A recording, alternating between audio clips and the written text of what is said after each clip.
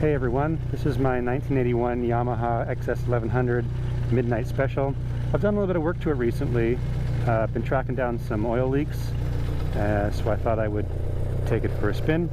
And it's all cleaned up. I think I've sealed it, but we'll take it for a spin and come back and check for the oil leak.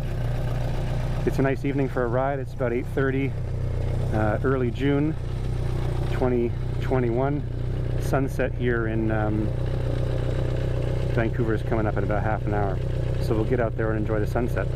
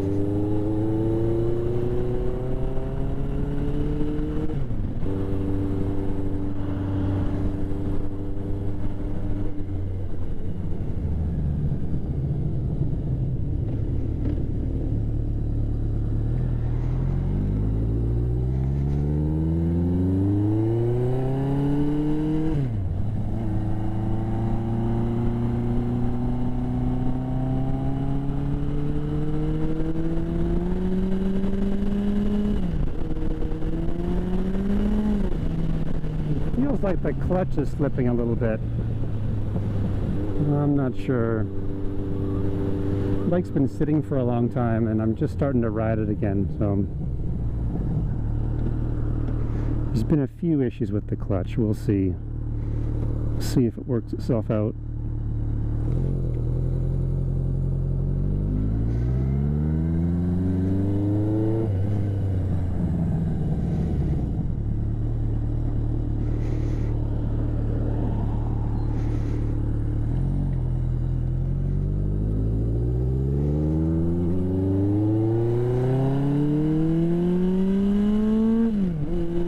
Here we go.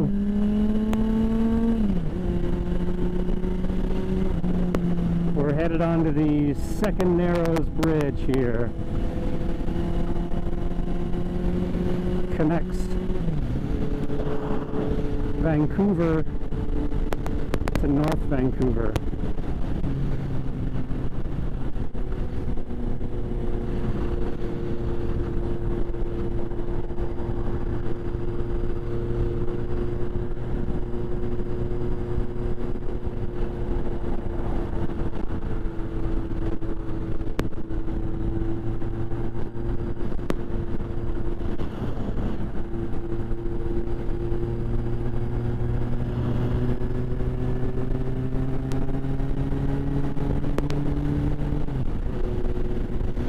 There we go.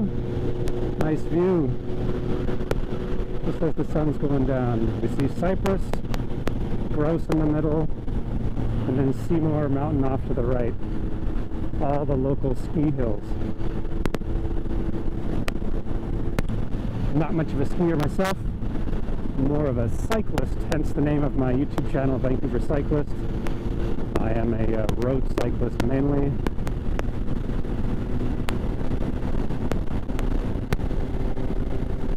But like all kinds of things on two wheels, so hence the motorcycle videos. We're going to hang a right here off the highway, take Dollarton Highway, the low road to Deep Cove is the plan.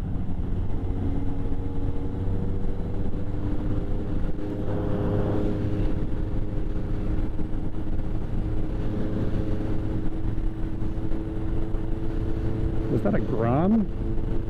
It looked like it could have been an e-bike or something. Alright, change of plans. We're going to go left up Plymouth here. Get this guy off my back. And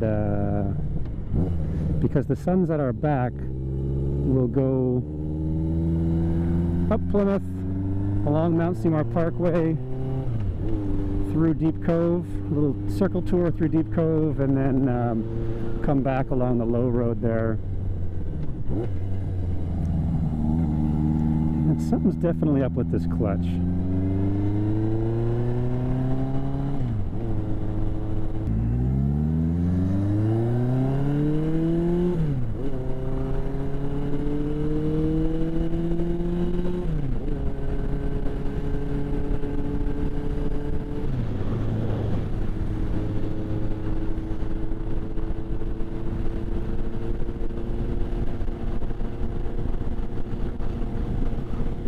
So this is Mount Seymour Parkway. This is sort of the main thoroughfare east-west in sort of, how we call it, east North Van.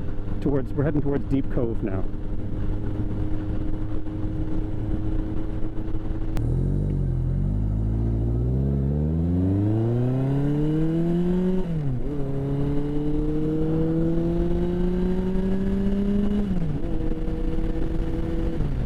Now what you're hearing on the bike, it doesn't have the stock exhaust, unfortunately. It has like a super trap 4-into-1. I'm not crazy about it, but the stock exhausts on these bikes are hard to find, so it's what I've got. It sounds okay. It's not really my cup of tea. I wouldn't mind it a bit more subtle, but I do like the off-throttle burble though. I don't know if the mic's going to pick that up.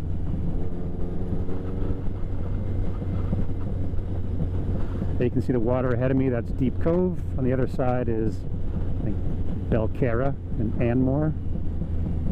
I think it's Belcarra. Anmore's up the hill. Let's go left here. We'll do a loop through Deep Cove and then head back along the low road. Oh yeah, you can't go down to the end now, I guess because of COVID. They're trying to get them outdoor dining space here, so we'll go right.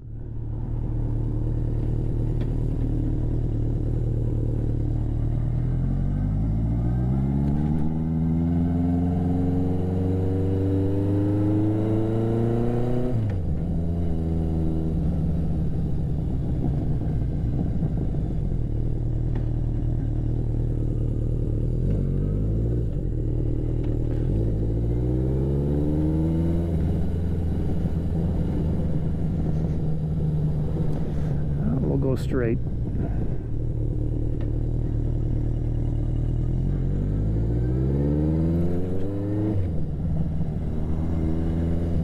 This is Deep Cove. Rent kayaks, whatever you like. Nice sheltered bay there. It's a place called Honey's Donuts. If you're into those sort of things, really nice donuts.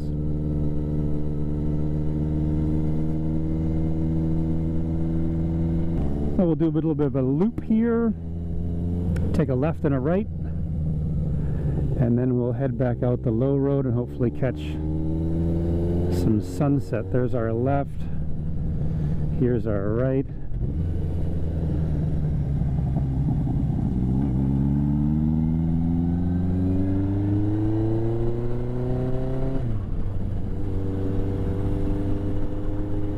And another right and the left.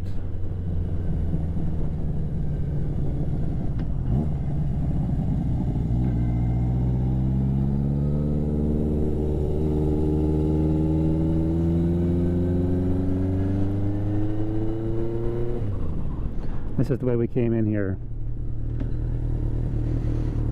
It's a bit busy, so we'll do a complete stop. And we'll hit it.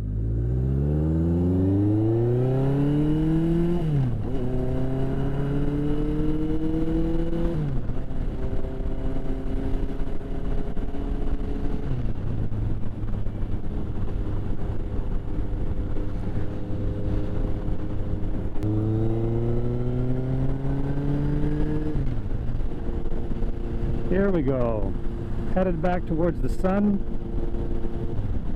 I can't smell oil, which is good. That's the whole purpose of this ride, was to see if the bike was no longer leaking oil. There's a cam chain tensioner assembly on the front of the motor, and I think that was leaking.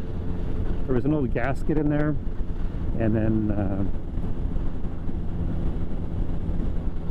it spreads oil, you know, with the bike into the wind, and sort of just oil everywhere. So it was hard to tell. I gave it a good cleaning, didn't replace the gasket, removed the gasket, which I've heard that's what you're supposed to do, and put in some like a Permatex aviation gasket sealant. I've had good luck with that, like in air-cooled Volkswagen cases, you know, when I split the crankcase.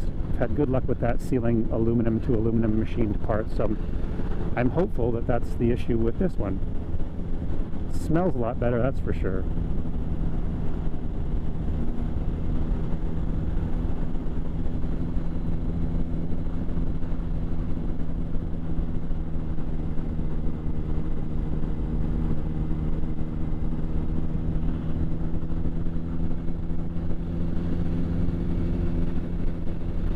Case park to the left. If you got a boat, you can launch it there. Good ice cream in the summer.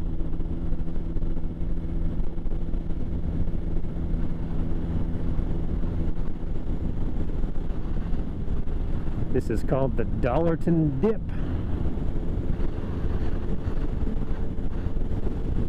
There used to be a boat yard here to the left, an industrial, but now of course with the price of real estate, it's waterfront condos.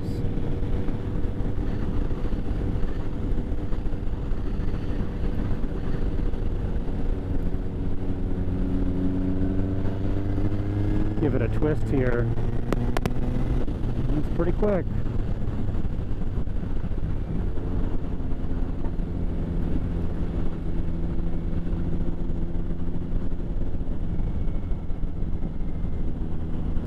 Hopefully the camera's high enough that you can see this. There we go. I'll look up too. Look at that, just behind the mountains there.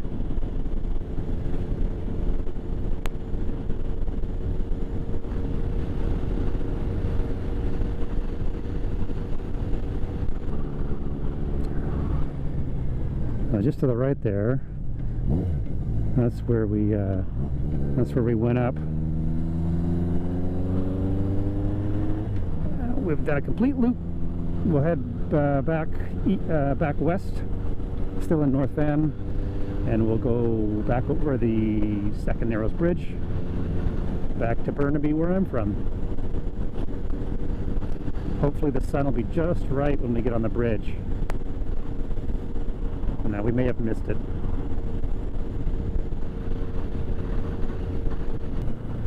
This has got to be one of the worst highway on-ramps on the Trans-Canada Highway. So I'll show you what I mean. We're going to be heading east on the Trans-Canada towards Vancouver. It says east to the left. So we have to merge into the traffic down there. It's not very busy right now, so we'll find a gap, but it is so short. Look at this. People are always stopped.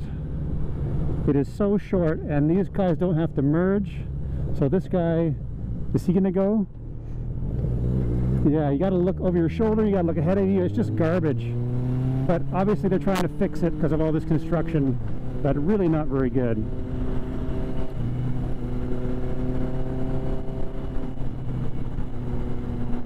Try and get over into the right lane here so we can have a look at the sunset. We're just missing it.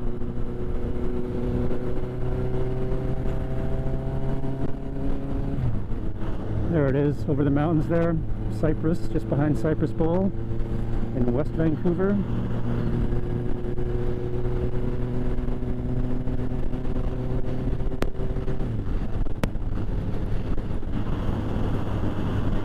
Maybe you can see off in the distance there the First Narrows Bridge,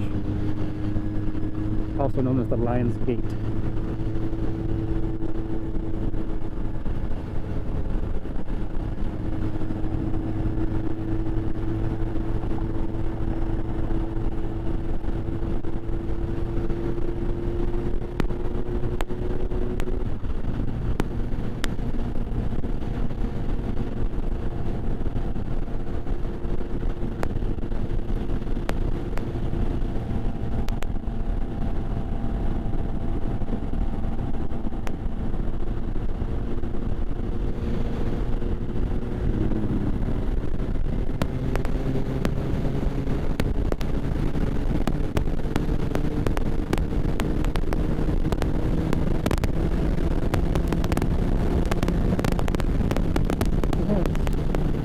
80 miles an hour or 130 kilometers an hour on a naked bike.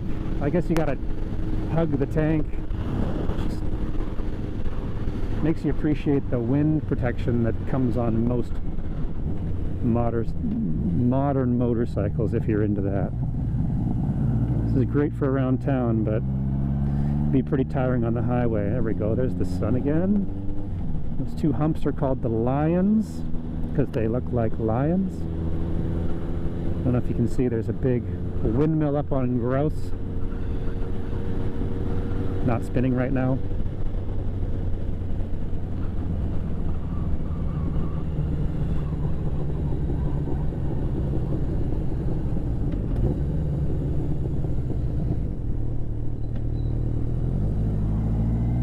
That guy didn't stop, neither did I. Get a bit of noise through the tunnel. There's another one coming up, and I'll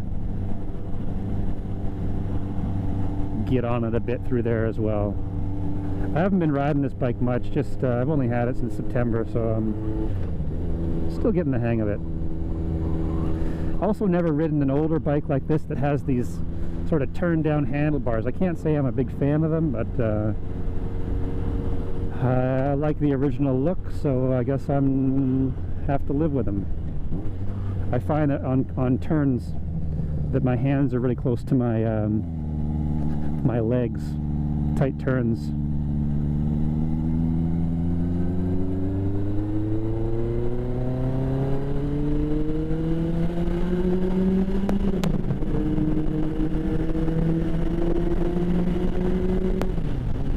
There we go.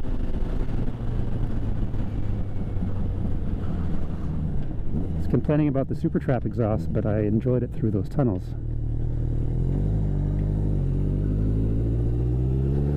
We'll head up here and get one last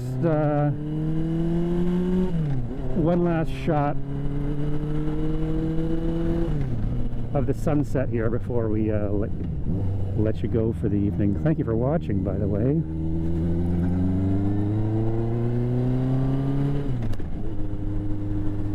Time my shift over that bump. This guy's got the same idea, enjoying that sunset.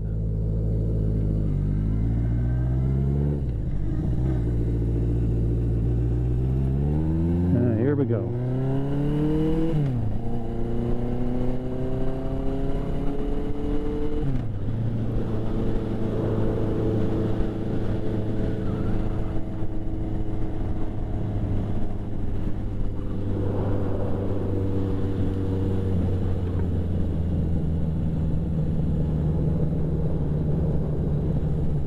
Alright, that's about it. Thanks for watching.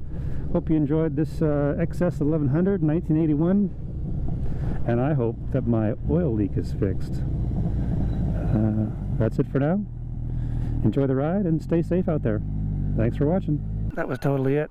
There's the chain tensioner there. I don't know if you can see it. It used to be just dripping with oil there, and it would spray left to right. I thought it was the head gaskets leaking. But I read online that it couldn't be the head gaskets leaking because they're not really under any oil pressure. So, yeah, dry as bone. Right on. I thought I was going to have to retorque the heads and everything, but looks like we solved the problem. Internet for the win, again. Thanks again, guys.